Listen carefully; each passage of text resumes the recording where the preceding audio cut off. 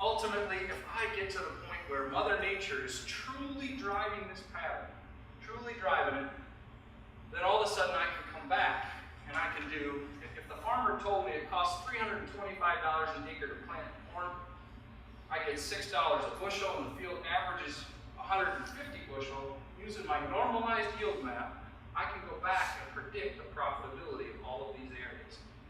I can predict the profitability of those areas.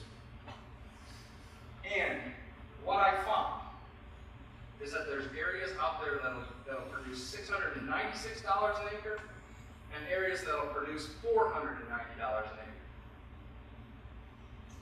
Why am I spending the same amount across all of those areas? What do I do with this area right here? What's your first inclination? If I'm trying to even out, not my yield map, I'm trying to even out my profitability map, what do I do with areas that I'm not making money in? We're spending money on seed. Exactly. I cut back, right? And that's absolutely where I was thinking. Keep that in mind. Okay, so to come in an effort to come up with the best management practice, I strategically lay these plots where they fit. What happened there? I strategically lay those plots where they belong. I think that was me. Okay? I want you to pay attention first, though, to just replication 1 over on the far side of the block.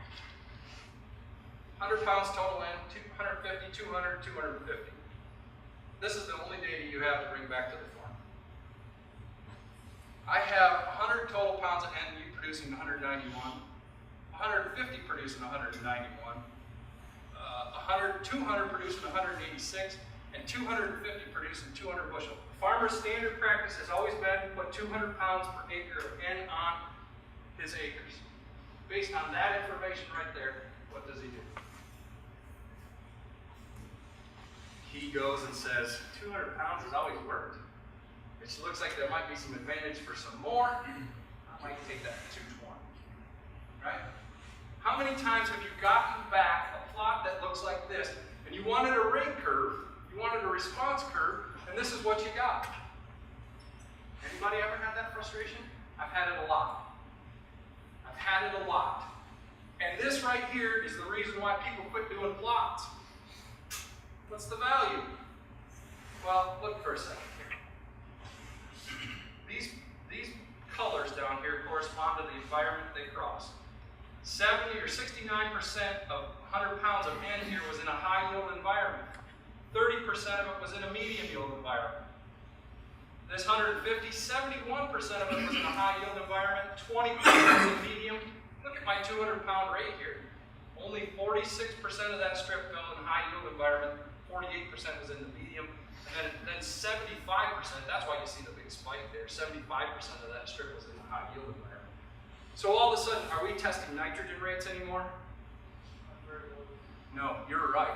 So this plot absolutely begs to be analyzed by environment and analyzed by biological buffering capacity. In that low yield environment, I start to see a response to my nitrogen. In the medium, maybe some, and in the high. And what's neat? What's neat? Think about those yield maps sitting on the shelf. What's behind this color right here? What's behind the color right there? Is that just a color? It's a number, right? There's a number behind each one of these colors out there. And how many times have you heard the term pretty map?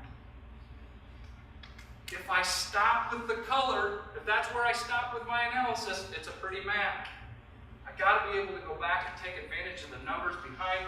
And if I do that, okay, I look at these actual numbers that are out there, I'll find that I can look at my nitrogen rates here. I can come back and I can look at my cost of nitrogen, and I can calculate where is my maximum profitability coming from. Low yield, it's somewhere around 200 pounds of N. Medium yield, it's 100 pounds of N. And high, it's 150. But if you look at those two numbers, there's $1 difference between the two. So you might be able to argue that 100 pounds would be fine there.